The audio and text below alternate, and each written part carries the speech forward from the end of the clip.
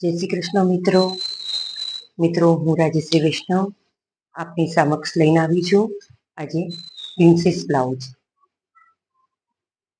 મિત્રો princess બ્લાઉઝનો diagram આજે શીખવાનો છે. જે છે આપણે સૌથી પહેલા માપ ટીકી લઈશું. સૌથી પહેલા લંબાઈ છે 13.13ની લંબાઈ છે પ્લસ 1 કરીશું એટલે 14 થશે. શોલ્ડર છે આપણા 11ના, છાતી છે આપણી 32ની, કમર છે 26ની. આ ડાયાગ્રામનું માપ છે. હું ડાયાગ્રામ શીખવાડી રહી છું હમણાં. સૌથી પહેલા આપણે લઈશું લંબાઈ લઈશું. જે લંબાઈ છે આપણી 13 એટલે 13 ને 1 14 લંબાઈ લઈશું. જે મેજર ટેપમાં આ રીતે 14 લેવામાં આવશે લંબાઈ. સૌથી પહેલા લંબાઈ લીધા પછી શોલ્ડરનો બીજો ભાગ લઈશું. શોલ્ડર છે મિત્રો 11ના, 11નો બીજો ભાગ લઈશું એટલે 5.5 થશે. સૌથી પહેલા લંબાઈ લઈ લીધી 13 પ્લસ 1 14 અને પછી લેવાના છે શોલ્ડર. શોલ્ડર લીધા પછી આર્મહોલ માટે આપણે નીચે ઉતારીશું 5.5. જે શોલ્ડર છે 5.5ના તો આર્મહોલ નીચે ઉતરશે 5.5. અને જો શોલ્ડર 6ના હોય તો આર્મહોલ નીચે ઉતરશે 6નો.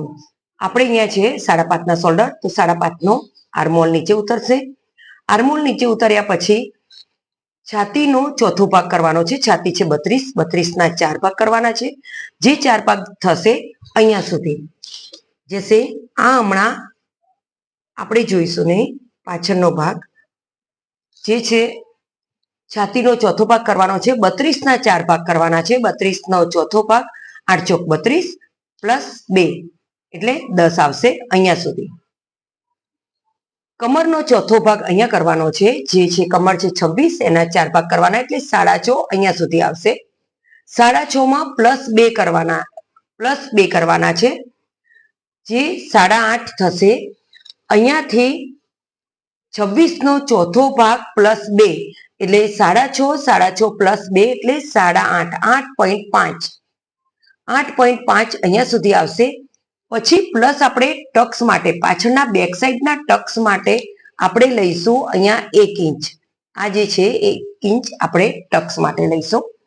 આ થઈ ગયો આપણો બેક સાઈડનો ડાયાગ્રામનો પાછળનો હિસ્સો જે બનાવીશું તે. હવે આમાં આર્મહોલનો જે ભાગ બનાવવાનો છે એના માટે કરવાનું છે. જે શોલ્ડરથી નીચે આપણે 5.5 ઉતારીશું ત્યાંથી 1 ઇંચ સાઈડમાં લઈ ક્રોસ લાઈન આપીશું. ક્રોસ લાઈનથી એક લાઈન ક્રોસમાં આપી અને આર્મહોલ આપીશું અહીંયાથી. આ પાછળનો આર્મહોલ છે બેક સાઈડનો. આપણે બેક સાઈડનું પહેલા સમજીએ છીએ એટલે બેક સાઈડની આર્મહોલ છે.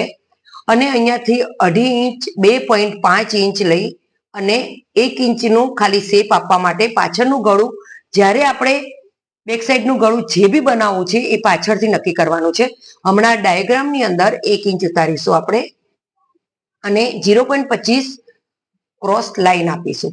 આ થઈ ગયો આપણો બેક સાઈડનો જે ભાગ મેં સમજાયો છે તે. હવે આપણે હું સમજાવીશ આગળનો ભાગ, જે ફ્રન્ટ સાઈડનો ભાગ. જે સૌથી પહેલા લંબાઈ લીધી છે, શોલ્ડરનો બીજો ભાગ કર્યો છે, છાતીનો ચોથો ભાગ પ્લસ 2 કર્યા છે, કમરનો ચોથો ભાગ પ્લસ 2 પ્લસ 1 ટક્સ માટે જે પાછળ કર્યા હતા. હવે આવી ગયું છે આગળના ભાગ માટે એટલે 1 ઇંચ આપણે વધારે લેવાનું. જે પાછળમાં બેક સાઈડમાં આપણે અહીંયા સુધી લીધું હતું, જ્યારે ફ્રન્ટ સાઈડમાં 1 ઇંચ આપણે અહીંયા વધારે લઈશું. ત્યારે અહીંયા પણ કમરમાં આપણે વધારે લઈશું. છાતીમાં અને કમરમાં દરેક બે જગ્યાએ આપણે વધારે લઈશું. અહીંયા 1 ઇંચ આપણે વધારે લઈશું. જે અહીંયા આપણે કટોરીનો શેપ આપીશું.